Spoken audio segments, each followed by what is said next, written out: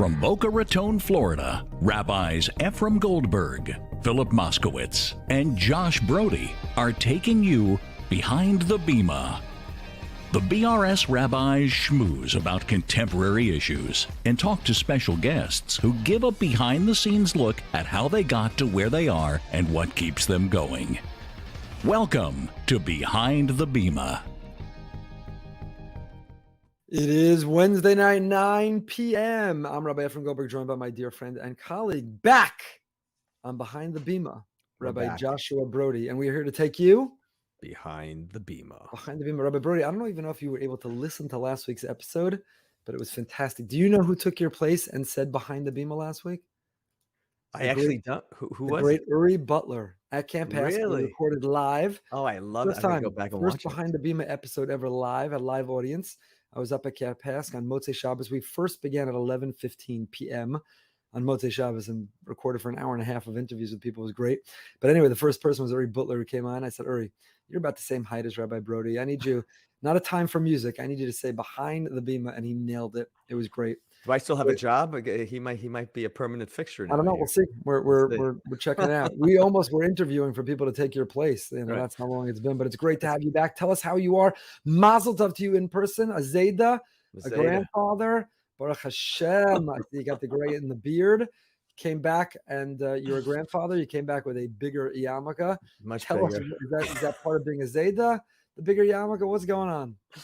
It's so exciting. Again, I know you're a Zeta already, and I'm so excited to be part of this club.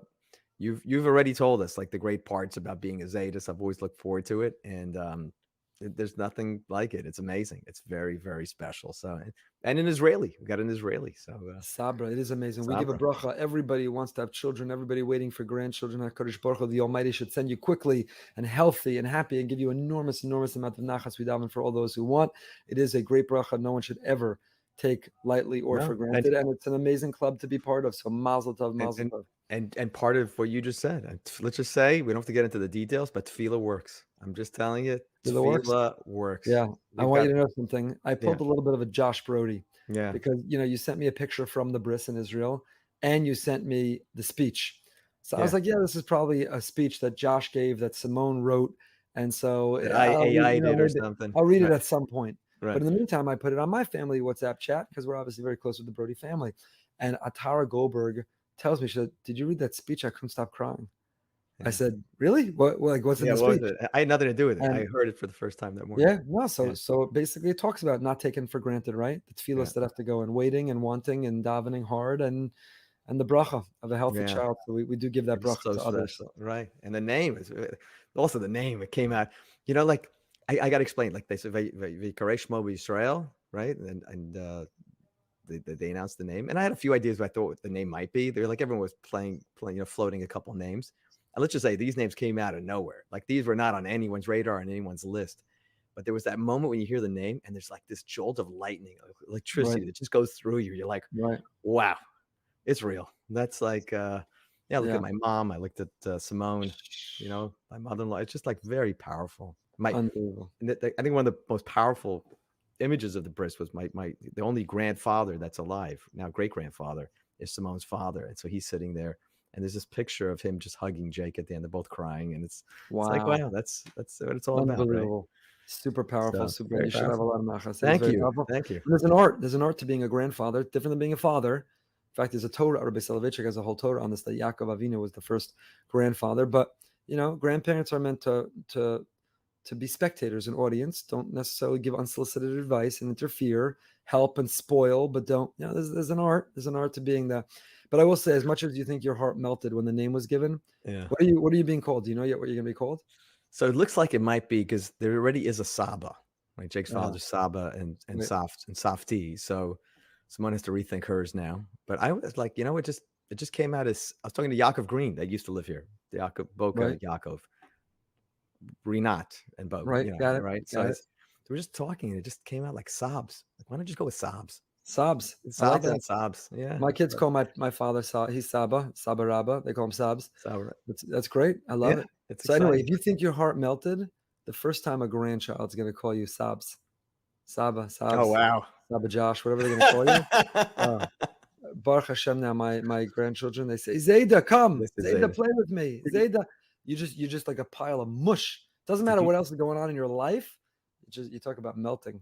When the Rebbitzin wasn't there, were you like training him? Like, just say Zaidi, say Zaidi. Like, when she's not looking. It's funny you say that because Baruch Hashem, can I know all the grandchildren, I try to get in early with, Zayda, say Zayda, Zayda. Right. So the older two say Zayda beautifully. And then the third one now calls me Da. She can say Zayda. She speaks, but she calls me Da because all the time where I go, Zay, Da, Zay, Da. I say Zay and she'd say Da. So she calls me Da.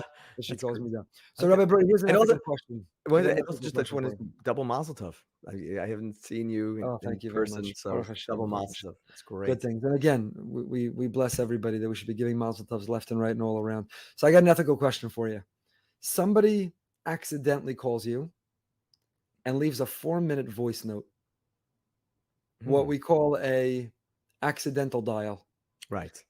It happens. What are the ethics of listening to that voicemail? I listen all the time. You listen? I go in. Not only do I listen to that, but again, maybe that's not ethically right, but I'm just telling you what I do. So many times maybe people in my family, they also don't hang up the phone after a conversation, and it just keeps going. And I love listening. The older you are, the more likely that happens. Then they're like, I just spoke to Ephraim. He said, and they're like, hang up or listen. Hang up or listen, I love the post. It's like the post call. It's an ethical dilemma, right, though? Even that voice note. On the one hand, they called you. They left it on your phone. It's your property. Right. On the other, you basically planted a mic wherever they were without their knowledge by doing it. Should really be hearing things that weren't meant for your ears. What are the ethics of listening to the long voice note after somebody accidentally dials you? It's a question for our listeners, our audience. Feel free to let us know what you think in the comments. Did this just happen to you? Just saying hypothetically. Now, sometimes the person doesn't know. What if the person texts you and says, accidental dial, sorry? Right. What if they wrote, accidental dial, please erase the voice note? Now, they didn't, this hypothetical person just wrote that, dial accident. All right. These are good questions. I don't know. It's a question. Good dilemma. It's a big dilemma. Listen, don't listen. Are you allowed to? Again, I don't know why you need to listen. It's not unless you're just looking for entertainment. But get back. Get on to I have no more social media on my phone. So it's like if I get an accidental voicemail, it's like okay, it's the only thing I got on my phone to listen to. It's great. Good for you. Kol hakavod to you. It's great. So it's great. What's with the bigger yarmulke? It's part of the BRS. I needed a new yarmulke, and we had to go buy our future son-in-law Talis. So we found this Talis store, and I saw these nice big yarmulkes, and it's like, you know what? It fits better. I don't know what that means. Right? It just feels like better. It's more comfortable. It's not going to fly off if it gets a little windy. Welcome to this club as well. Welcome to this club. Anyone could be a member. Yeah, my kids all said you got the Rabbi Goldberg kippah now. So I'm like, that's it. Yeah. I don't know who. Somebody made a Twitter handle of my yarmulke. It's just a picture of like my eyebrows up, and they made a Twitter profile called like Rabbi Goldberg's yarmulke or something. Yeah, so our yarmulkes can talk to each other now. There you go. Unbelievable. Welcome to this club. Welcome to this club. So I want to. I'll discuss one last thing that I'm really excited about tonight. My old friend, my friend for many years, who's just doing amazing things, and I'm in awe of him. Rabbi Dr. Meir Soloveichik, who has a wonderful last name, but even without it, has earned his own reputation today. Really excited to be able to have this conversation with him. But we got a lot of kids at camp these days. Summertime. What's your take on kids being able to call home from camp? Some programs you could have a cell phone, like all the Israel programs, right? The teenage programs in Israel, TCY programs in Israel, you could have a cell phone.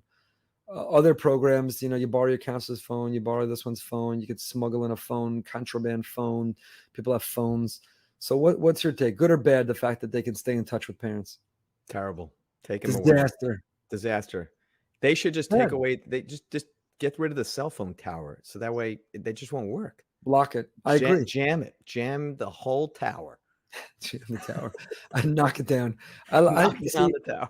On the one hand, as parents, you're like, I love it. They wish me a good Shabbos. I'm able to stay in touch with them. They send me pictures.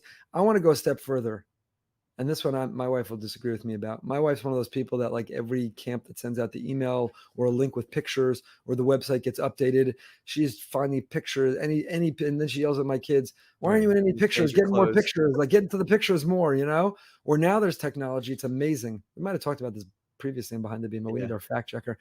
But there's technology where you like put in your kid's picture And then it now scours all the camp pictures and just anyone that has your kid picture, like facial recognition, that makes it easy for you. You don't even have to look at all the rest of the kids. But I'm saying, I don't even want to see the picture. After the summer, send us a collage of all the pictures. During the summer, and why am I saying this? I love my children as much as anyone loves their children. I love speaking to, I love seeing pictures. I want to hear. The whole idea is I'm not living the rhythm of this camp with you.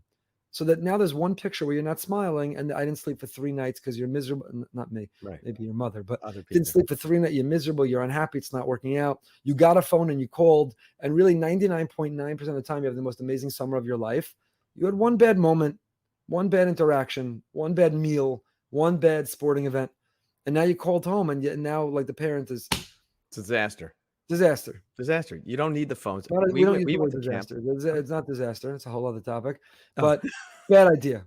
Now, I say disaster should be reserved for things. I had a big debate with family members a few years ago when there was a Pesach where it turns out people went to Orlando and the homes they had rented out. Right, I remember that. And the headline of the newspaper article was disaster. I said, terminal illness is a disaster. Right. Like a flood that wipes away your home is a disaster. Having to pivot and figure out Pesach is difficult, uncomfortable, annoying, frustrating. But I don't know if it's a disaster. So I like to save the word disaster for the real disasters. Sure. So I'm not a disaster, but a bad idea. The pictures, the phones. We got to work on that. Listen, we went to camp. We didn't have any. The only way to communicate. Do you remember when you were Moshael, I guess, and I was letters. It wasn't even letters. They gave out. Oh, maybe had letters. They gave us postcards. Yeah, postcards. Like with like a stamp on it. All you had to do, I think our counselor made us one day because my mother called the camp and she's like, I haven't even got a letter. Like, is he alive? So like the counselor wrote the letter for me. I just had to sign my name. Just sign your name. Yeah. Even then, people were writing things for you. No ChatGPT for you. No. I had no patience. I haven't used that yet. I should. ChatGPT to write letters to my kids in camp. But you don't need to write letters to your kids in camp now because they got a phone. They call you. They FaceTime you. They WhatsApp video you. And it's amazing on the one hand. It's great. You look amazing. It's great to see you. I miss you so much. Right. But on the other, it's not the way it's supposed to be. I'm with you. Letters. And you know what? Having worked in the camps, I worked, in Camp Mesorah just to try and understand it. Because I did try to push that agenda a little bit because it went back and forth a little bit. Right. And a lot of the feelings were that it's what the parents want and we have to please the parents. And I was like, really? What's that about? Parents don't know what they want. Yeah. Parents are wrong with what they want. So, but they went back and forth. It's the same thing also with packages. If I recall correctly, on the bus ride up to camp, we used to write all the letters and then just be able to mail them because then we didn't have to think about it. So on the bus ride up, you'd fill out 20 postcards and then you just, you'd stagger when you sent them out. Yeah. It's the same thing with packages. How many some kids get a delivery every day of all you can eat from Amazon or whatever they delivered. And some kids get nothing, but you don't even need it. What do you need it for? I know at camp, they send up kids now with a mini fridge and sushi platters. They go to camp that way. Yeah. No, so I'm against all this. I'm not going to say it's a disaster, but it's turning into it's getting close to being a disaster. Visiting day, you know that there are camps. First of all, I'm okay with the fact that some have canceled visiting day, but there are camps now where instead of parents coming up to camp, they bus the kids home for the day for visiting day. Yeah, of course. Which also is a huge interruption to the whole flow of camp. You know what?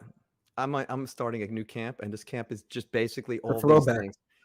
It's called like Camp of the 80s. It's called Camp Throwback. There's no phones. There's no deliveries. No pictures. No pictures. Pictures. You get one camp bunk photo. That's all you get. That's it. That's what we had. Camp Eagle, one camp picture. Yeah. Let us know if you would send your kid to this camp. I guarantee you this will be the most popular. Yeah, exactly. Let us know. Camp Throwback. Camp Throwback. Are you sending your child to Camp Throwback? 100%. It'll also be priced like it was in the 80s. Of course, because you don't need to worry about all this other stuff. Camp Throwback. All right. Well, we have an amazing guest coming on. Rabbi Dr. Meir Soloveichik, an amazing thinker of our time and educator. Senior Rabbi of Congregation Shearith Yisrael in Manhattan, the oldest Jewish congregation of the United States. Also the director of the Straus Center for Torah and Western Thought at Yeshiva University. He's taught all over the world on issues of faith and theology and bioethics and relations, Jewish-Christian relations. He writes a column in Commentary Magazine. He's written the Wall Street Journal, New York Times, Mosaic, First Things, Azura Tradition, many other places. He graduated from YU. He got smicha from YU. He studied at the Baron Kol Elyon. He also studied at the Yale Divinity School and got a doctorate in religion from Princeton University. Basically, he's pretty smart. I first met him in high school in Moshael. He was a yeshivish boy from Chicago who came in his white shirt and pants. His name was Soloveitchik, and we called him Sally for short, and that name has stuck. There's a debate who gave him the name, but there's no debate. He and I both know who gave him that name. So anyway, it's really a great honor and a privilege to bring on and to go behind the Bima with our good friend, Rabbi Dr. Meir Soloveichik. It's an enormous privilege and really exciting for me to go behind the Bima with the great Rabbi Dr. Meir Soloveichik. Rabbi Dr. Soloveichik, we've been friends for many, many years. First met as young people, I don't know, quite children, but it's been a long time, and I've been such an admirer in watching your brilliance, your writing, your learning, your teaching. And we hosted you in our community earlier this year, which was really, really exceptional for us. So thank you for going behind the Bima and finding some time for us. Thank you very, very much, Rabbi Goldberg. It's wonderful to be back with someone who's been my friend since I was 13. And it was incredible to come to your community and to see what you've built there this year. It was a joy. I appreciate it. I know you recently published a new book, very recently. I'm very excited to talk about it, Providence and Power, and to get into its messages and its mission in contemporary times. But first, a couple of things before we get there that we have to. So anyone who knows you, has been following you, understands your influence, understands your prominence and your accomplishments independent of course, your last name. And yet, can't have a conversation without talking about what it means to be a Soloveitchik, what doors that opens, what doors that might close, what family it means to be part of, that legacy that you bear responsibility for. So we did meet. You were 13 years old. We're not going to get into who gave you your nickname. This is a professional conversation, Rabbi Dr. Soloveichik, how you're affectionately and belovedly known. We'll leave that for another time. But what has it been like going through life with that last name? And, you know, my last name is the opposite. Goldberg is the most ambiguous, means nothing. It's just the stereotypical Jewish name. So nobody makes any assumptions when they meet somebody with the name Goldberg. And yet people make every assumption, I imagine, when they meet someone with the name Soloveitchik. What has that been like? Well, of course, you know the most well-known story, I think, about me and my name took place in Florida, which was when I had the privilege of opening the Republican National Convention in 2012 in Tampa. And I was in the green room before going out, and it was me and my wife and congressmen, senators, and their spouses. And a woman comes over to me and says, "Hi, who are you?" So I said, "I'm Meir Soloveichik." And she says, "Oh, are you from here in Florida?" And I said, "No, I'm from New York," which seemed to confuse her, which confused me because there are Jews in New York. And she says, "Well, you have to meet my husband." So she brings over her husband. She says, "This is my husband, Congressman so-and-so from Texas."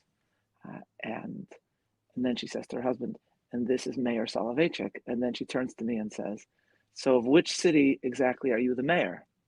And I was so struck by that. And a week after that, I had the schus of being invited by Rabbi Jonathan Sachs of blessed memory. In his last year as chief rabbi, every year he would have a gathering of all the rabbis of the United Synagogue before the Yom Noraim, and would invite a guest speaker. And for his last one, it was really a schus to be invited by him to speak to the Rabbanim of England. So this had just happened. So after I was introduced there, I told them this story about what had just happened to me in Florida. And I said to them, and I said, and that, moreover, Rabbosai, was the first time in my life that I told somebody that I'm Meir Soloveichik, and they were more excited by my first name. And of course, that's the Soloveitchik story I have. Quite honestly, to just speak about growing up in my family is really just to mark the schus that I had to be in the presence and learn from the extraordinary Torah giants in my own life. First and foremost, my grandfather, Aaron Soloveitchik, and then Yibad L'chaim, my extraordinary father, Mori V'Rabbi, Avi Mori, my father of Elio Soloveitchik. I grew up when I came to Moshael at the age of 13. I didn't even really this will sound strange to you, Rabbi Goldberg, but I didn't really have a sense of who the Rav was as a figure in the Yeshiva University community. Because when I first came to Moshael, was the first time everybody asked me, how are you related to the Rav? And my initial reaction was, which Rav? I'm related to a lot of Ravs. Right. Because for me, my grandfather, Rabbi Soloveichik, was the towering figure in my life. I grew up in his home, in the home of my grandfather and grandmother. And he remains now as then, to use the way Rav Aaron Lichtenstein described my grandfather, a pole star in my own life. And I knew of the Rav at the time as the person my grandfather quoted as my brother of Yashaber. That's how I knew of him. And so my grandfather was a role model then, and is a role model for me now, both in the extraordinary way in which he lived his own life and in his unique way of reflecting how the values of the Torah must be expressed to the larger world. And it was his engagement with the American idea and the world of the political that, in an interesting way, set him apart from his brother. And so, for me, that's really what growing up in my family has been for me. It's been the schus to learn from the Torah figures in my life and to imbibe a unique worldview that is rooted in the Torah, but very much focused on the larger world. That's really what my own family experience has been for me. I never had the privilege to meet or overlap with the Rav, but I did in YU for a very short time. It was one summer's man that your grandfather was there, and watching him go from the Beis Medrash to the sink area to wash, that effort after his stroke was just to watch a Musar Shmuz in action, his perseverance, his tenacity. I heard Shirim from him that summer, and that little short glimpse was enormously impactful. So I can only imagine what it meant for you in a prolonged sense, and being a member of the family and being in his home. Do you have relationships today with the broader Soloveitchik family, with the Haredi segment of the Soloveitchik family in Eretz Yisrael? The Soloveitchiks, there's no family reunion annually, but are there relationships that we don't know about where maybe the differences in hashkafa or even where the leadership is being expressed are transcended by the family connection? I personally don't have a specific relationship with figures from that branch of the family. I think there are those that did and do. It's not something that I myself have experienced. Obviously, within our own family, there are figures with whom I had the extraordinary privilege of knowing and encountering.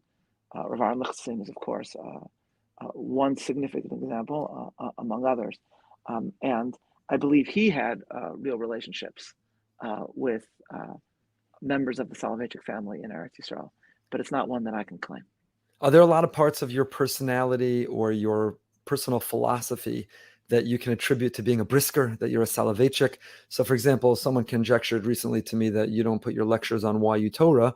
Maybe as a brisker, you don't want to publish if they're imperfect and not reviewed and not edited. Maybe that's the reason. You don't have to disclose to us right now if it is or it isn't. Are there aspects? Because I know a hallmark of your teaching, of your personality, it's already come across in this conversation, is the role of humor. Now, it's been said the Rav had a great sense of humor. Maybe Rav Aaron, your grandfather, did as well. But I don't know, the classic image of a brisker is not necessarily invoking culture, pop culture, and a great sense of humor. Is that, do you identify as a brisker in your personality, your personal conduct, in attitude towards publishing? Where's the role of humor come into the teaching that you do? I do publish a lot now, but I am very careful in how recordings are published because I do work hard on the speeches that I deliver, and I am very careful about the structure and the content and the language, whether one can ascribe that to a Brisker background or not. I'll leave for others to decide. Briskers do not live in a podcast age, and but I do tell my students this. I will say that I do tell my students, and I don't know if they listen to me, but I do tell them that I am not a fan of making known one's views off the cuff in the way that one usually does today in social media. You won't find me tweeting. I do go on Twitter, or as they say, I lurk on Twitter as a source of information and for knowing what's out there. But the notion that someone will off the cuff speak one's mind in a way that it's out there forever, to me seems incredibly irresponsible. And I urge my students who grow up in a day and age where it seems normal, that what you and I would have said to each other in, what we would have called a hawking session on, say, the fifth floor of the YU library, or Morgue Lounge, at 3 a.m. Just as part of our discussion, which is an essential part of being a student and an essential part of engaging ideas. Now those discussions take place b'fnei am va'eda in a way that can never be erased. And to me, it seems a very challenging way in which to grow up, where that temptation is out there. And I think it's speed. Something happens in the world. Someone does something, a policy, a historical event occurs, and people post a reaction in real time. They haven't processed, they haven't absorbed, they haven't thought out, they haven't tested their thesis, hypothesis, and in real time, they're proclaiming an interpretation of what's going on in the world as it's happening. Right. I've written, a brief Google search will reveal that I've written about a lot of different subjects and some controversial subjects, but they come after exactly as you described, digesting, thinking it through, and then writing, and this is very important, writing for an editor where somebody else is reading what you're writing and giving you feedback on what you're writing. That always helps. And that's always very important, especially for when you're publishing in a larger audience. Yeah, and so I'm not speaking for any other Brisker or anyone that claims the mantle of Brisk. For me, the only piece of writing that I've done about Brisk itself, along with all the writings that I've done about Menachem Begin and his connection to Brisk, or about my family, but the one piece that focused specifically on Brisk, which I would mention and was written with deep emotion, was an article and commentary about an actual trip that I took to Brisk, which was published in commentary and is called The Bones of Brisk. And I wrote it, an amazing friend of mine arranged for me to travel with my wife and our two oldest sons, along with friends of ours, to Warsaw, and from there to Brisk itself in Belarus. Now is not really the time to go, but we went several years before. And I came there, met with the Chabad rabbi that's now there, with whom I'm still in touch. Davened for the Yomid there, probably the first Soloveitchik to daven for the Yomid in Brisk in some time. But to go there is also to witness the horror of the Holocaust. And right before I traveled there, the New York Times had published a piece about a mass grave that had just been discovered in Brisk. So we're talking many decades after the Holocaust. This was just found when they were digging to build a condo in what's now called Brest in Belarus. And they found the skeletons of men, women, and children.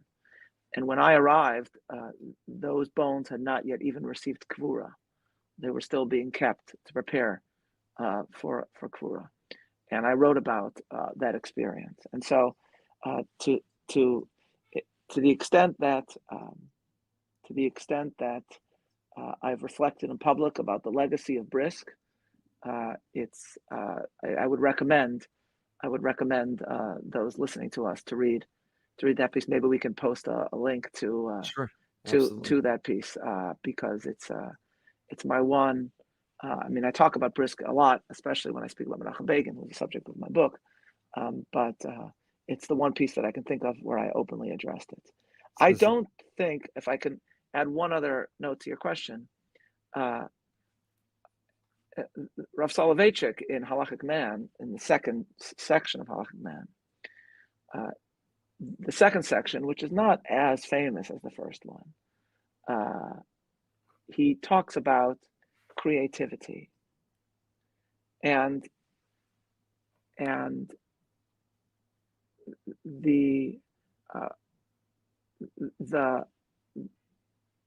I don't want people to think there may be an archetype of Brisk, and it's not for me to claim what that is. I claim no expertise in that in any way.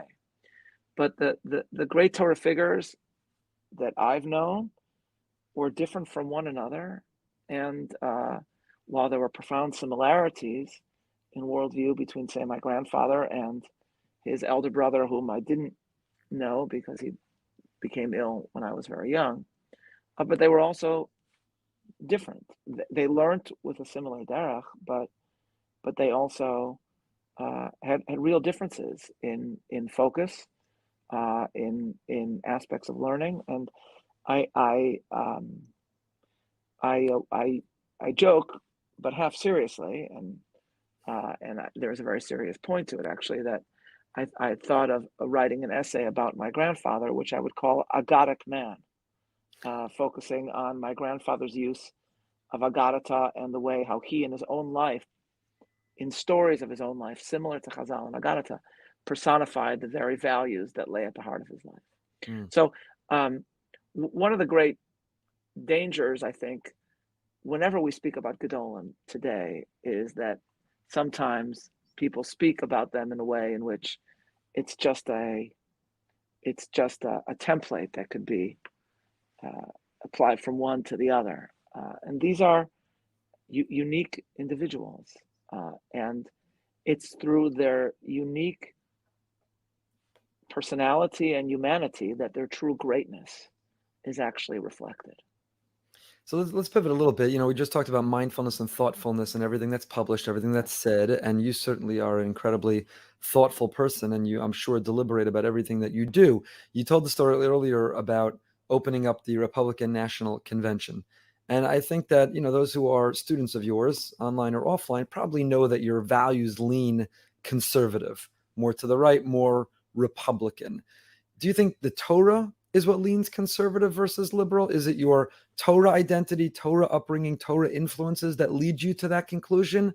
Is it a personal opinion that's independent of them? Do you think the Torah obligates us to lean in that direction?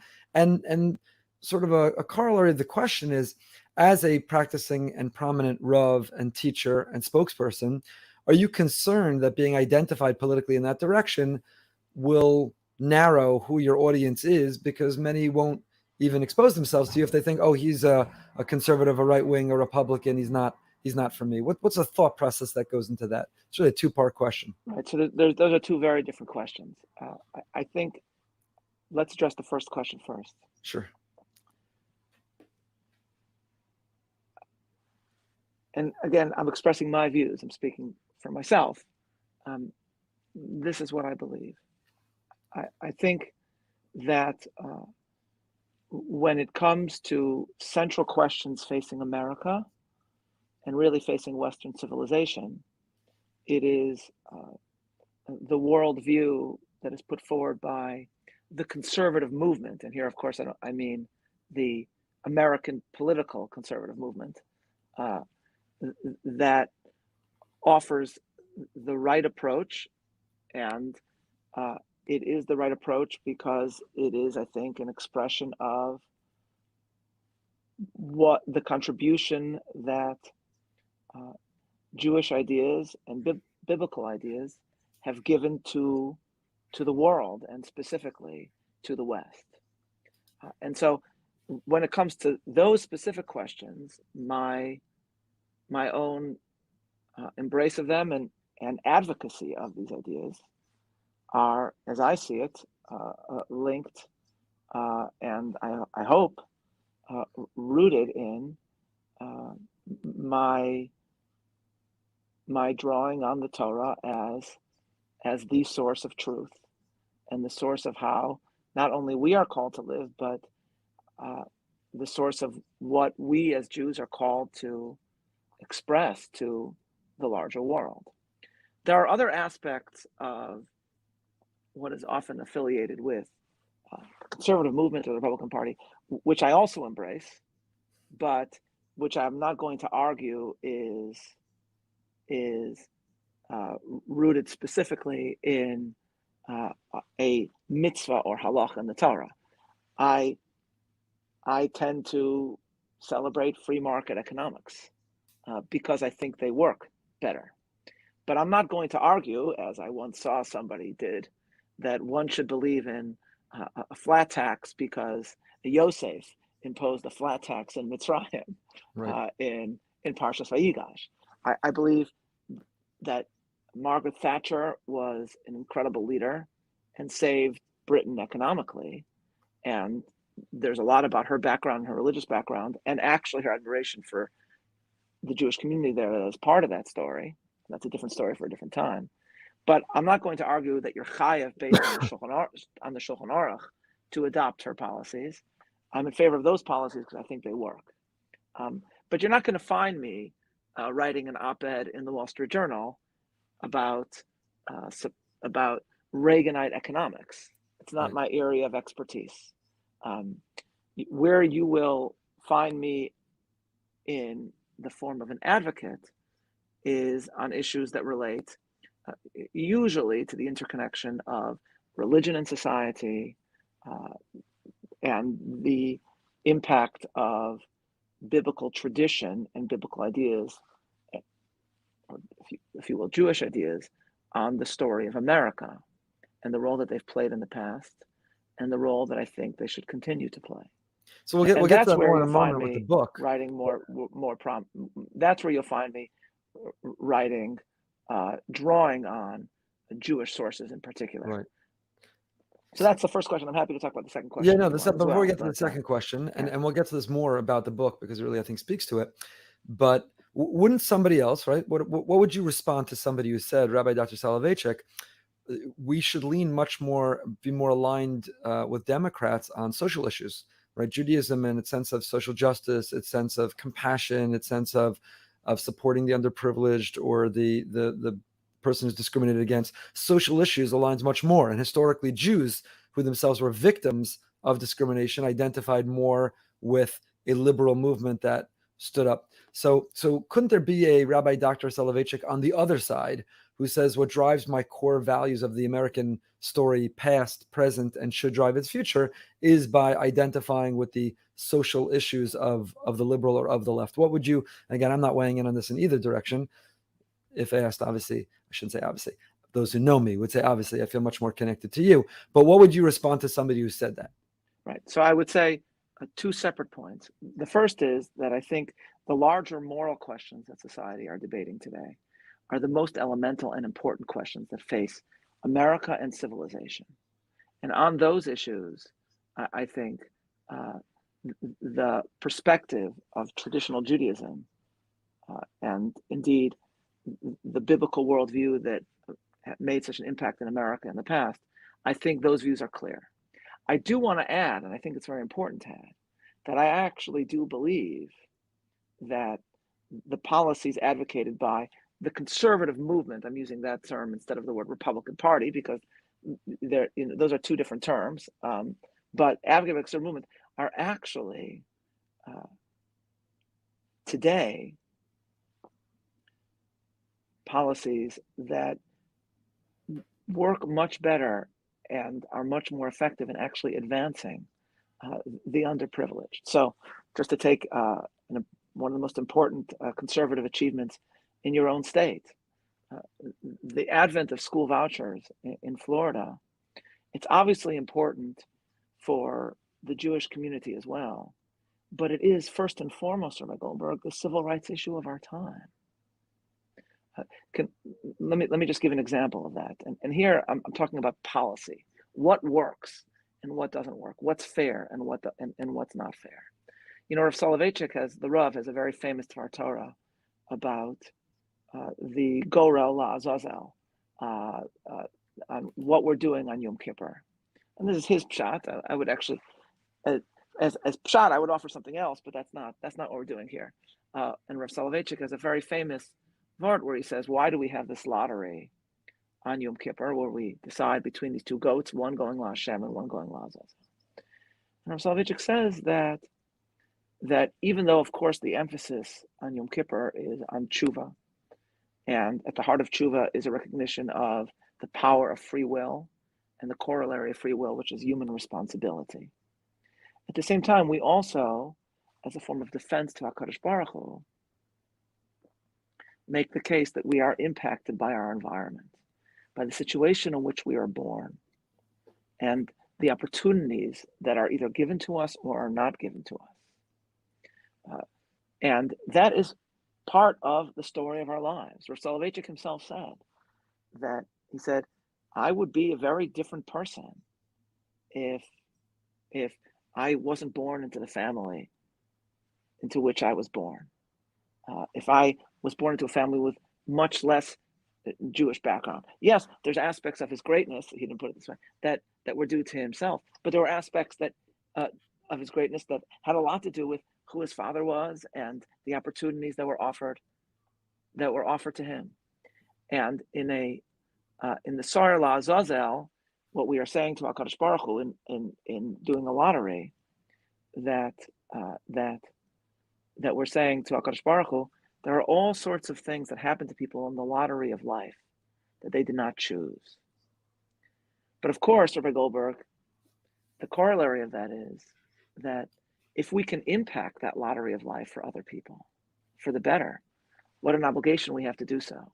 And so I thought of Rav Soloveitchik's vart when I saw this documentary, Waiting for Superman, which I would recommend to all your viewers, which is about poor students in New York who are just hoping to win an actual literal lottery to get into one of the charter schools, to get out of the terrible school system in which they are. And there's a haunting scene at the end of the movie where you see a school gym filled with parents and children. And they go through the whole lottery. And then at the end, there's one child who didn't win the lottery, who didn't get into one of these schools, which means that child has to go back to the public school to which, I don't remember if it was a boy or girl, to which he or she has been consigned. And this little child looks up at the child's mother and says, but they didn't say me. They didn't say me. And I see today public figures that claim to act on behalf of the poor and the underprivileged. I see public figures that themselves are able to send their children to wonderful schools that, in the name of purported goodness on behalf of the underprivileged, consign children to schools that they would not choose to go to. Right. And so there's two separate questions within your first question. One is just which issues are more central to our time that a Torah Jew should advocate? And to me, the answer to that is clear. But there's a separate question about policy itself.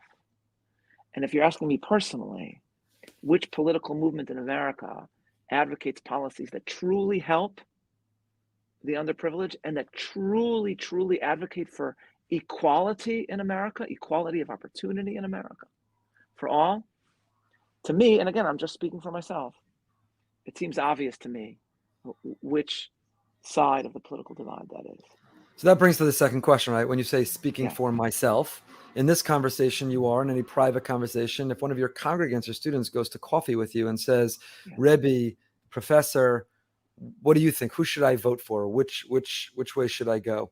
But you also do bear the other titles.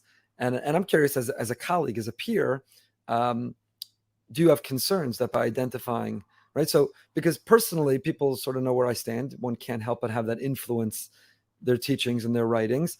But I never use the pulpit to advocate or to identify. And I don't think in writings I've ever spoken about who to vote for, even not a party, but a movement or a policy. Do you have concerns that somebody sitting in your pews will choose to sit elsewhere, or will not hear your other messages because it doesn't speak for me, it doesn't speak to me, because we see differently on these issues? So, because I have the blessing of having a variety of forums in which I'm able to write and speak, I'm able to use certain forums for advocacy of political ideas, and other forums in other ways. When I get up to speak on Shabbos, my focus is to teach Torah. And the issues of the time will come up rarely. And not because I'm saying rabbis should never speak about the issues of the time, but because, thank God, I have many opportunities to do that, and I have many forums in which to do that. And I'm blessed to have several different positions in which I focus on different things at different points. If I'm getting up on Shabbos, I'll be giving a lecture or a shiur or speaking about the Parsha, and I'll relate that to the larger world. I may relate it to American history or to Jewish history or to a work of Shakespeare or a work from Western civilization or to a movie. But my focus will incredibly rarely be on the political issue of the day.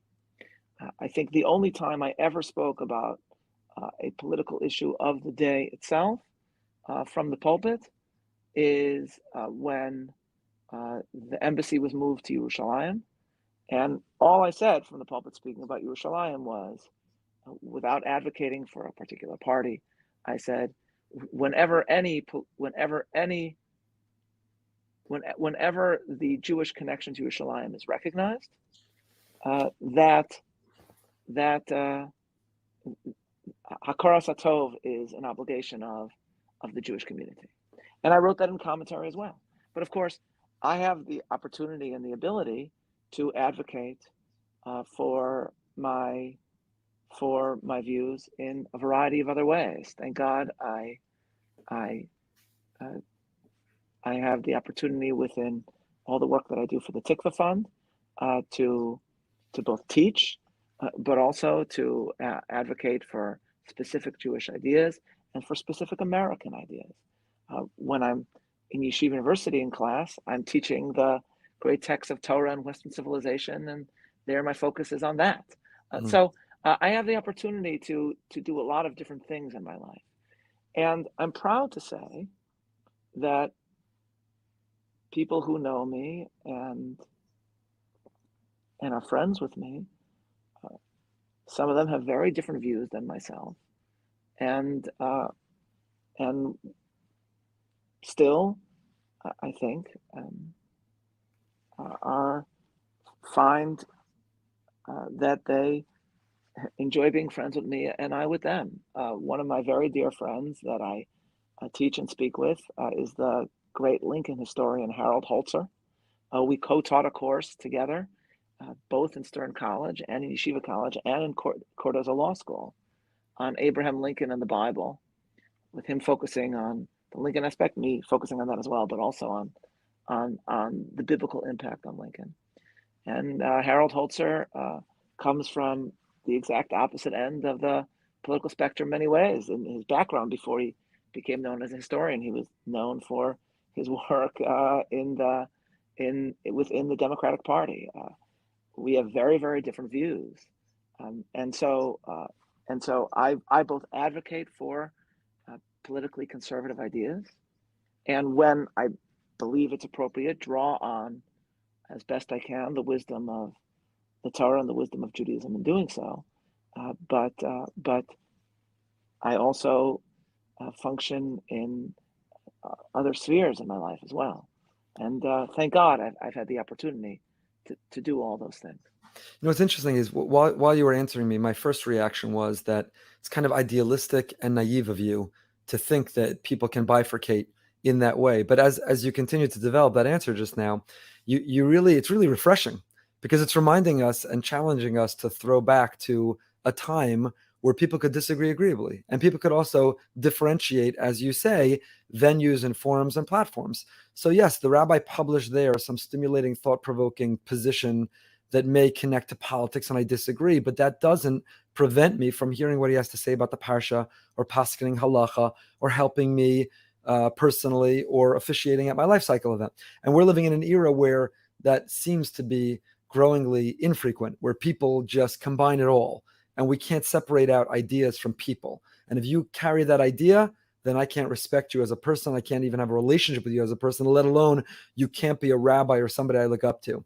So I really do admire that answer, in the sense it's refreshing, because it's saying I'm not going to buy into what's happening today. I will continue to challenge you to divide and to bifurcate and to recognize there are multiple parts to who I am. And if you don't connect to the total picture, then let's find the common ground on the parts that we do connect, and you don't have to see it all.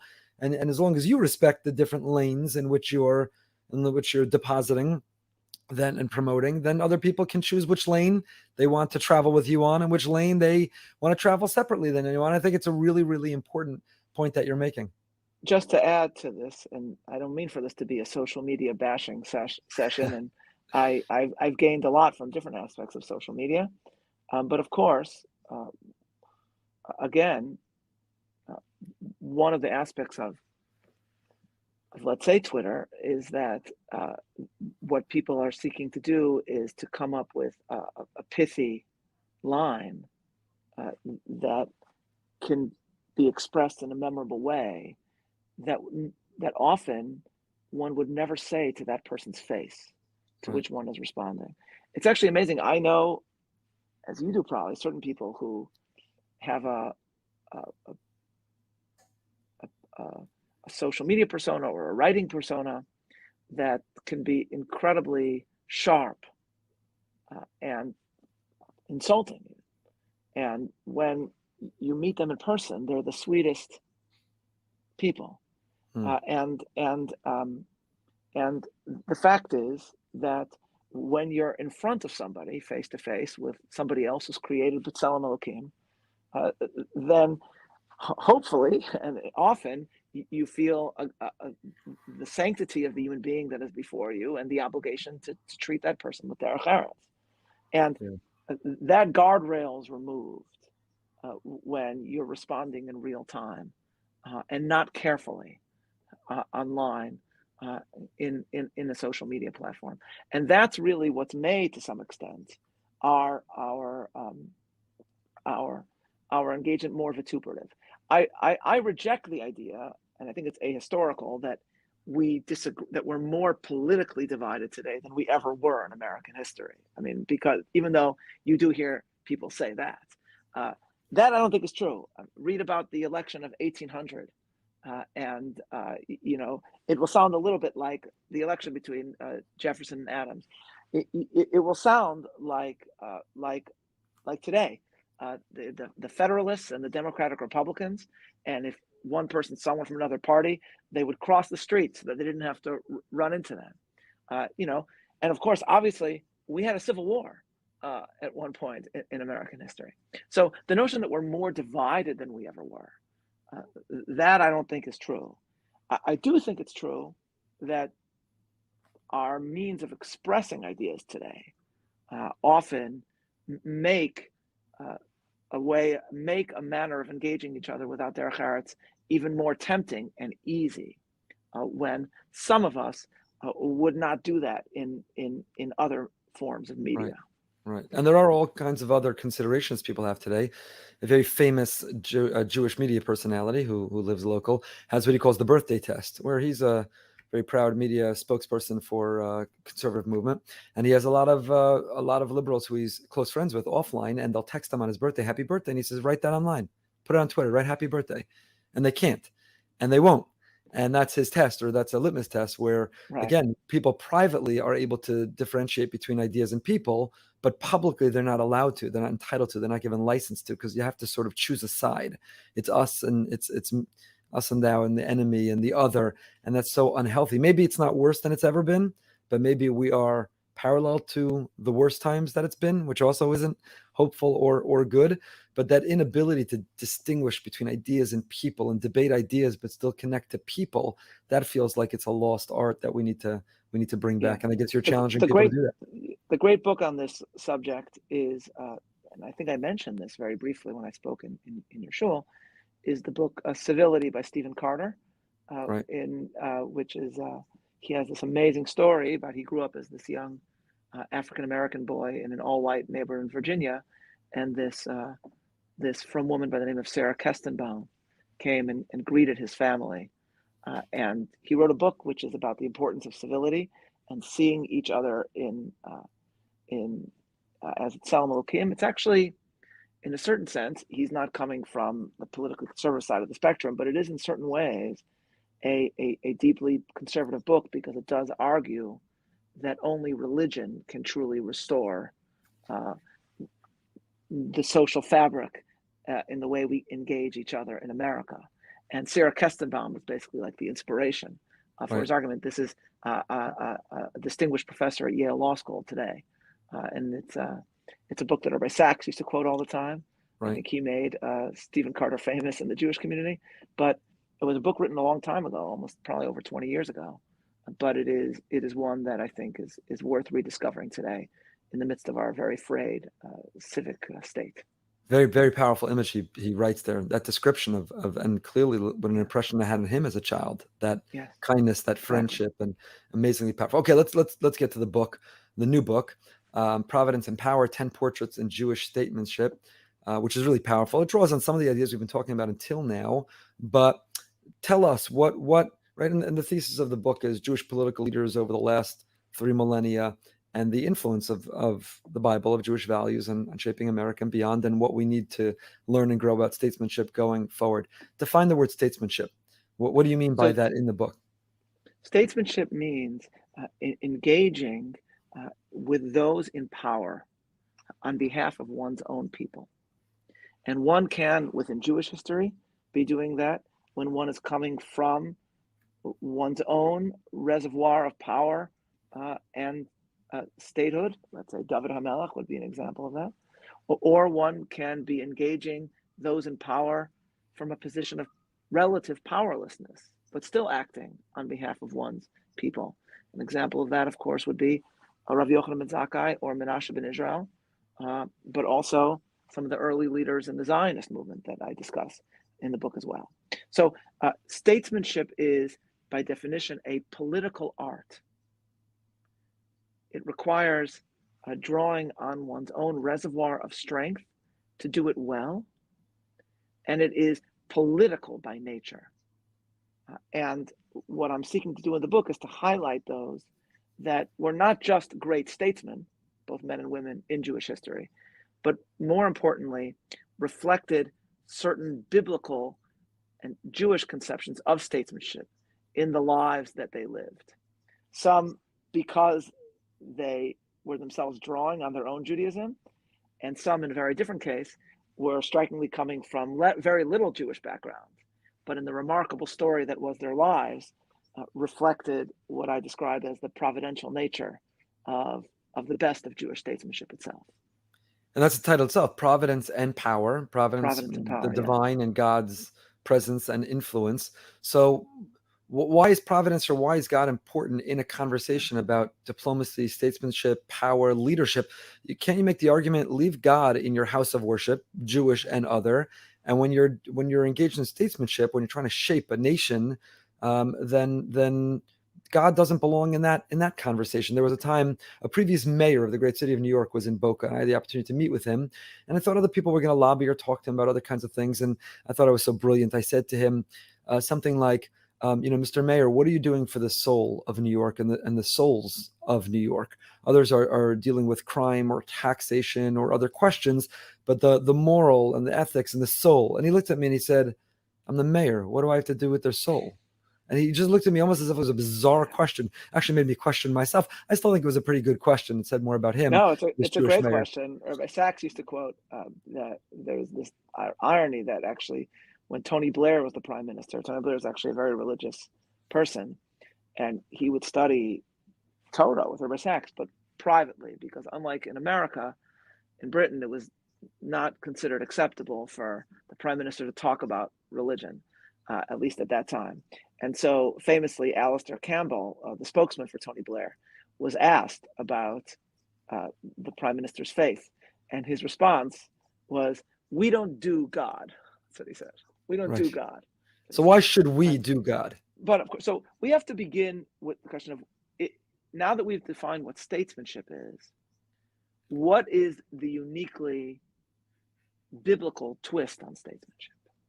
And how is a truly great Jewish statesman different from just a great statesman in history? And so here we have to get to the complexity of what Jewish statesmanship is all about. On the one hand, a truly great statesman draws on a reservoir of greatness within him or herself. They are extraordinary actors within the affairs of state. They engage in creative and independent activity. On the other hand, from the perspective of the Torah, a statesman acting on behalf of Klal Yisrael has to recognize that even as he or she is making these decisions with independence and with creativity and with alacrity, they are part of something much larger than themselves. They are part of HaKadosh Baruch Hu's larger plan for Klal Yisrael. They are part of a story that they don't fully understand. So, as I put it in the book, the truly great Jewish statesman simultaneously has to play three-dimensional chess while realizing that he or she is also a pawn held in God's heavenly hand. And that's very different. Or to use the Rav's phrase, they have to balance majesty and humility. And the truth is, throughout much of the history of Western statesmanship, we don't find examples like this.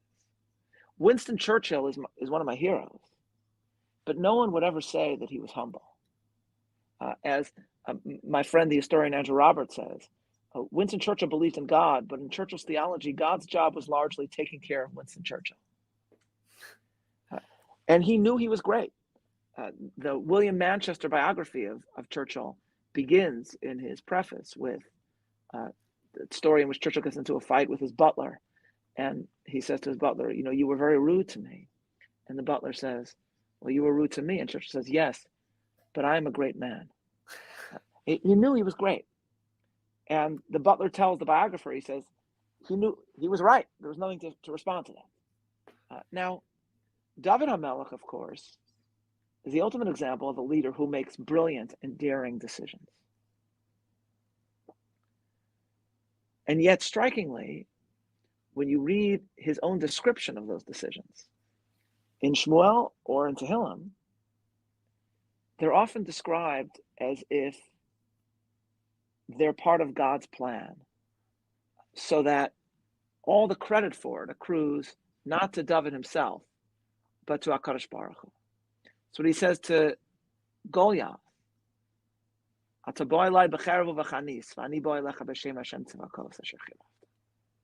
You come to me with the javelin and the spear. I come to you in the name of God. That's why one of my pet peeves, this is I think David HaMelech is probably the most misunderstood figure in modern times. There are many different hot takes on David HaMelech today, and they're all, not all, but they're by and large wrong. So Malcolm Gladwell wrote a best-selling book in which he wrote about David and Goliath, and he said, oh, Davids actually win all the time. They just need a strategy that speaks to their strength. And then he has a whole description about how David used all these different creative notions about how to turn his weaknesses into strength. He didn't wear armor, so he could be fast. He used a stone. And the response to that is, of course that's true. But if that's what you're taking away from the story, you're missing the point. Of course, David's strategy against Goliath is a reflection of his own brilliance and his creativity and his strategy. But the miracle of David's life is that precisely when we would have expected him to take the credit for it, he doesn't. And he utilizes that moment to turn Klal Yisrael's reverence toward God and to ponder with wonder and awe the story that is the Jewish people. The modern example of that, the great figure that truly embodies this dialectic, this balance, is Menachem Begin. And it's reflected best perhaps in the 1981 strike on Osirak, which was such a surprising act that when it happened, the Israeli media didn't even believe that it had occurred. The Prime Minister's office, is right before Shavuos, informed the media, the Israeli media, that it occurred, and they thought it was a joke. At the time, nowadays we take this for granted, right? Nowadays, it's a strategy that people would think about. The movie Top Gun Maverick, as others have pointed out, is pretty literally just based on that, on the Osirak strike. But at the time, both the American administration and, people I revere, the Reagan administration and Thatcher's administration, criticized Begin tremendously for having the gall, the chutzpah, to engage in this strike. So this was the ultimate act of independent leadership. And by the way, he did it during an election season because he thought that if Shimon Peres won the election, Shimon Peres wouldn't do it. It wasn't like, Israel was definitely going to do it no matter what. This was the ultimate act of independent leadership. And yet, after it happens, and he meets, as Yehuda Avner describes, with Max Fisher in his office, and he reflects on the fact that every single one of those pilots, including Ilan Ramon of blessed memory, who was in the most dangerous position because he was the youngest, that they all made it back safely. He just says to Max Fisher, he says, this was a miracle that happened, that they all made it back safe. That only with the grace of God could this have occurred. And so which was it? Was it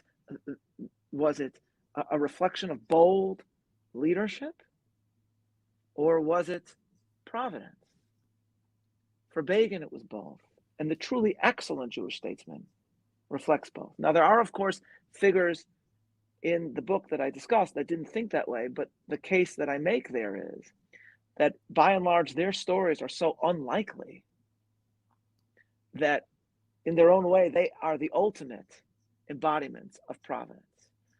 An assimilated Jewish journalist in Vienna who suddenly decides to write a pamphlet about Jewish statehood brings together Zionists in a Congress that changes Jewish political activism forever, and then just dies a couple of years later, is such an unlikely story that it is itself, and at some of his greatest moments, I think Herzl himself realized that such an unlikely story that it itself is the ultimate indication of the providential nature of Jewish history. Powerful. So of the 10 figures, the 10 statesmen in the book, who do you wish or dream or fantasize we could have today as we're watching the world unravel in many ways? Although, again, you're the historian, and I made the mistake once of saying it's the worst it's ever been about something in this conversation, so I won't say that. But as we're watching the world unravel, challenges in Israel, challenges in America, reversing seeming, and we'll get to that in 1 second, our what others call the Judeo-Christian origins of America, but we know Christianity is based on Judaism, so it's really Judeo or Judaism's. Who do you wish we could bring back? Whose influence are we desperate for today? Who would you try to assign, if we could, anyone from the 10 in the book? Well, I do think that leaders in their greatest moments speak to the time in which they find themselves. My grandfather had a bit of drush, which was really quite beautiful, where he talked about the medrash that Yoshua, and having his name changed, was given the yud from Sarai in order to change Hosea to Yehoshua. And what my grandfather said is that the Yud in Hebrew represents personalization. It's what's placed at the end of a noun in order to make it possessive. Kadur becomes kaduri, my ball. And the symbolism of the medrash of a Yud from a great figure in the past being given to a leader in the present is that a leader draws on the past, but personalizes the teachings of the past and the lessons of the past to the present. And so it would be a mistake, my grandfather said, for a leader to think that in facing the challenges of one's time, because my grandfather was deeply interested in the nature of leadership, it would be a mistake for a leader to think that one can just mimic what a leader did in the past. One learns from the past, one draws from the past, and one personalizes it to the present, to one's own challenges, and drawing on one's own unique talents, which are not going to be the same as anybody else. So who can our leaders draw from the most? That said, I think that the person that is most missed today in Israel is Menachem Begin. And there's a reason for that. There is a reason for that because, as I argue in the book, Menachem Begin had this unique gift of reflecting Ahavas Yisrael, that stemmed from a deep bond, not just with Jews in the present, but with a deep sense of the metaphysical bond that links Jews past, present, and future. That said, I do think that even in the midst of the fractiousness, let's say, of Israeli society that we see right now, one can be tempted to think it worse than it actually is. I conclude the book, the final chapter is on Ben Gurion and Begin. And I say that there's no question that the person who gets the most credit for the birth of Israel and its defense and endurance in its founding years is Ben Gurion. But it is perhaps a sign of the unlikely and providential nature of Jewish history that the remarkable achievements of Ben Gurion produced a country that today is much more a reflection of Menachem Begin's approach to Zionism than much more reflecting Begin's approach to Zionism than Ben Gurion's. It's a country in which the blending between Sephardim and Ashkenazim is truly reflected. It's a country in which religious identity is profoundly part of the civic culture. It's profoundly part of the civic culture of the state.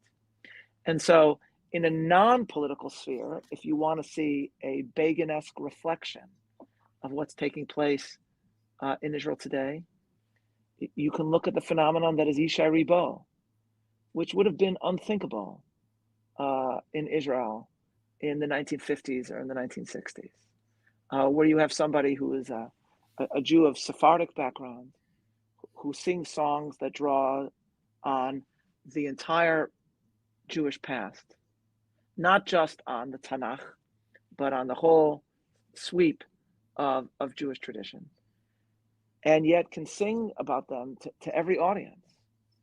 If you would have told Ben Gurion that there would be a Sephardic singer singing to secular Ashkenazim in Tel Aviv a song about the avoda of Yom Kippur, I'm not sure that he would have predicted that in the same way. And so I think that in its heart, the Begin-esque vision of Zionism lives in Israel today. What we don't have, and there are some leaders and Jewish figures in America and Israel that I deeply admire, but what we don't have is someone who can in the political sphere seamlessly blend a deep covenantal sense of Jewish tradition and history with the challenges that we face today in the way that Menachem Begin did. And There is a hunger for that. There's no question about that. And coming to our shores, right? Coming to America, you're an expert in the role of the Bible in American history, the influence of and the language of the Bible and the Declaration of Independence, for example, and elsewhere, a country that was founded on those Judaic values. And it seems that there's a parallel between people believing less in God and less of a role of religion and some of the movement, the progressive movement, and the abandonment of some very basic definitions and policies and core moral values, or what we consider to be moral values. So is the antidote, is the answer a leader here who will reintroduce faith and the role of religion? Is that good or bad for the Jews when that happens? Because there are periods of history also where other religions were on the rise, and that also meant discrimination and crusades and other horrific consequence for the Jew. So sort of a double-edged sword of when religion and faith are on the rise in general, it's good for the Jew on the general culture. But on the other hand, Jews have become terrible victims of religion when it's been on the rise, is expressing itself in the ugliest way. So what do you think about that? So there's a lot to unpack there. Let me just begin by saying that I think a reinvigoration of traditional religion in America would be terrific for America, terrific for Jews in America, but terrific for America in general. And I think that it is the unique role that religion played in the American story that is bound up with the incredible welcome that Jews experienced in America. That doesn't mean that all Jews in America chose to utilize that opportunity to be both fully Judaic and fully American. My most recent piece and commentary is about without going into it now, is about the runner at Charles E. Smith Day School. Yeah, excellent piece. Thank you. But thank you for the kind words. But really, the larger theme is more about the incredible opportunity we have as Jews in America to be fully open in our faith without it in any way detracting from our identity as Americans. And yet the fact that all too often Jews in American history did not use that opportunity in the same way. But so I'm not worried about a reinvigoration of religion in America at all.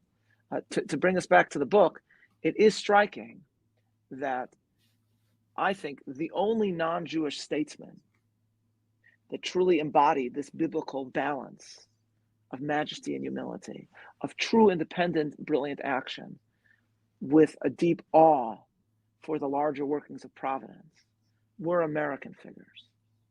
And the greatest example of that, of course, is Lincoln, who on the one hand engages in actions that were incredibly bold and profoundly independent and strong, such as, let's say, the Emancipation Proclamation. And yet, when you see Lincoln writing about the Emancipation Proclamation, he'll write in the letter, he'll explain every step of his decision, why he chose to do what he did. And then he will write something like, but I want to emphasize that I believe that in making this decision, it is not I who have controlled events, but events that have controlled me. And then he'll give, I think, the greatest speech in American history, which is the second inaugural, which is more of a drasha than an inaugural, in which he tries to explain, why is God doing this to us? Why has this happened to us? And what responsibility now falls on us? What is to be our reaction to the fact that 600,000 Americans, both North and South, have died in this war? And Washington as well, you will see, if you look at his great letter to the Jews of Savannah, much less famous than his letter to the Jews of Newport. And he'll write to the Jews, he'll say that may the God, I'm paraphrasing, who took you out of Egypt, whose providence has been so manifest in our late revolution. He's on the one hand engages in incredibly bold acts of leadership while still having the humility to see the larger workings of providence. And if that's the case, that we see this reflected in America at its best, it's because of the incredible role that the Hebrew Bible played. It wasn't the only source in determining and inspiring American identity, but it did play a strong role in impacting the way Americans saw themselves. They saw themselves as a covenantal people that lived parallel to and inspired by the story of biblical Israel. And losing that aspect of our social fabric has had profoundly detrimental results in our society today. The source for hope is that America has had great awakenings in the past. I think that is America's greatest hope. I want to add, because you ask about religion and the growth of religion and its impact on the status of Jews in particular countries, that, and again, I'm going to speak from my own experience, that it's important to speak about anti-Semitism, absolutely, but it's also important to recognize a phenomenon that exists in many circles in America that is utterly unlike much of the Jewish historical experience throughout much of our history, which is philo-Semitism. That there are millions of non-Jews who are inspired by the story of the Jewish people, inspired by the story of modern Israel, and finding that story now, even more so now when they also now feel like outsiders in much of modern culture for their faith, see in the endurance of the Jewish people and of the Jewish faith a source of inspiration for their own biblical faith. And that's something that's utterly unprecedented in, at least as far as the sweep of Jewish history is concerned. And we're talking about millions of people. Just in terms of sheer number, there are more non-Jews in America that care deeply about the well-being of the Jewish people and the Jewish state than Jews in America. When have you ever been able to say that about any country in the story of the Jewish diaspora? Yeah, that's hopeful. And so I think in an interesting way, what that means for Jewish history, I'm not sure yet. It's something I think about a lot, but it means something.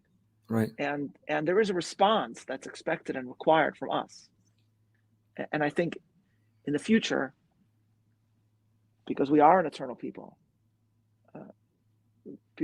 Jews generations from now will look back on this time and marvel at that, but they will also wonder how we responded to it. That's a very hopeful message. It's also not hopeless, but when we think about our current leaders and our potential future leaders of this country, and I won't so harshly accuse them of being quite illiterate, but probably illiterate with many of the things you're talking about. You know, the Bible, you contrast Lincoln's letter or what Lincoln drew on in knowing Jewish history versus, we talked earlier, people who use Twitter irresponsibly or who just seem so superficial in their thinking and transactional in their decision making, absent providence or even understanding their power. That part is really depressing. So let's end with the hopeful message that you said about the support that the Jewish community and Israel has from a number that is even far greater than there are Jews in America. Rabbi Dr. Soloveichik, there is so much more I wanted to talk to you about, so much more there is to talk to you about. Hopefully we'll be able to have you back on Behind the Bima again, but really excited about the new book and people to read it and hopefully stimulate these conversations. Wouldn't it be wonderful if our current leaders and future candidates for leadership read this book and felt some of the weight of providence on their shoulder and a greater response to use their power. So we got to find a way to get this book into their hands and actually influence their decision making. Would be a really, really wonderful thing. Let's end with one last question. You've hosted many armchair conversations. Which was your favorite one, and why? Without question, the most memorable interview in which I've ever engaged was with the late Justice Antonin Scalia, to which I'll be forever grateful to his friend Nat Lewin for making it happen, and it was a conversation about law and the Constitution and religion in America in Lamport Auditorium. It was in which the late Justice participated as well as Nat, and I call it the greatest event in Lamport Auditorium since the Rav's Yahrzeit Shiurim, and I really do believe that actually. Because what was amazing about it was this was a justice that had spoken in many different universities, prestigious schools, and was often received by at least certain students with hostility. And here you had a a gathering in which you had lines out, and you know how large Lamport Auditorium is. Right. I thank God I get to do a lot of events. I usually dislike doing events in the Lamport Auditorium because you can have the greatest turnout ever, and it will still seem schwach because of how big Lamport Auditorium is. It was packed. It was packed. You had people waiting, and the balcony up on top was packed. And it showed the profound connection, actually, that the Yeshiva University community felt with this brilliant Catholic Justice of the United States.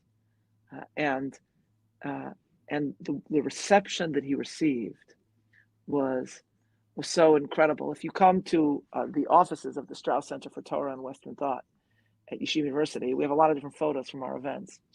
And one of my favorites is from our pre-event gathering with Justice Scalia.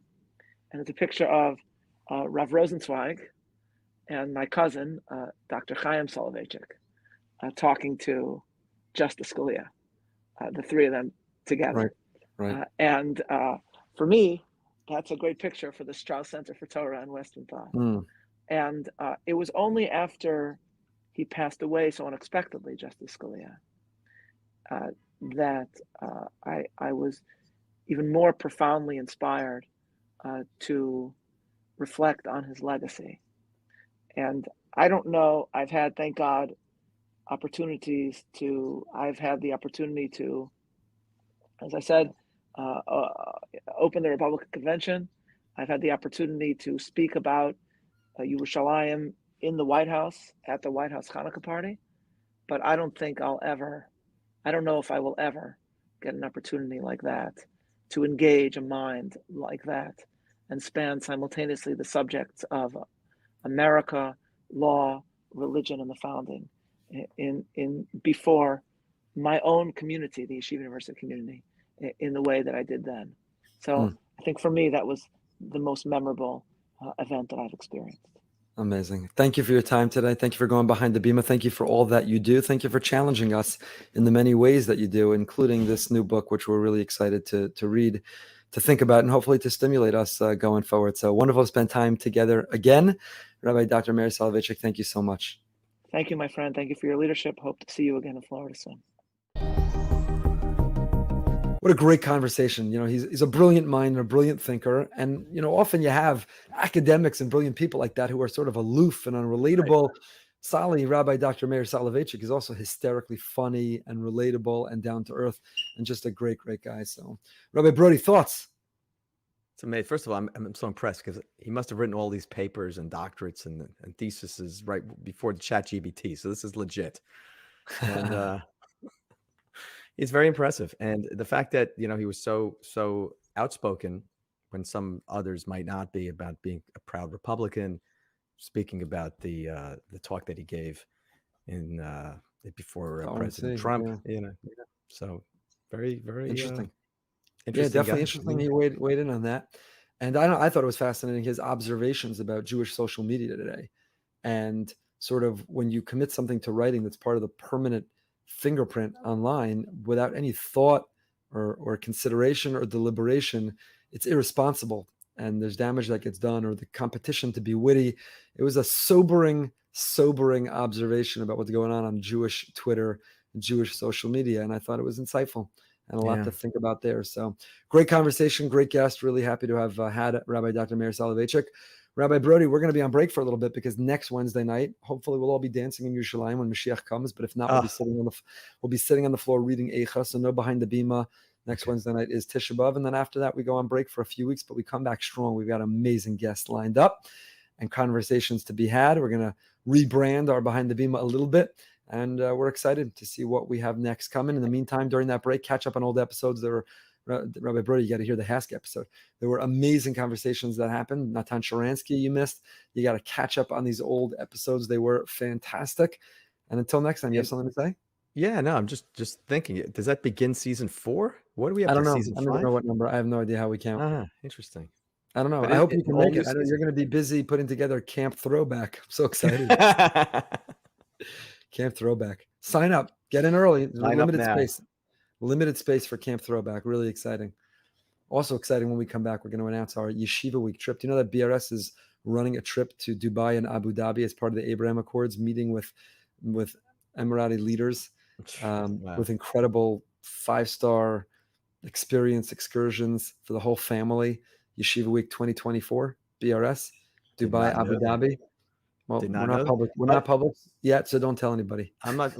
No one's gonna know. No No one one has. will know. No one's. No, Not no one public. heard it. No one just heard anything. But also, are we going to be? When's the first week we're going to be back? Are we going to be doing this live from Israel? There's a chance, maybe. Could be. Oh, you know We're what? going to be there together. I like that. Yeah, you maybe. never know. Stay tuned. Until next time, stay happy.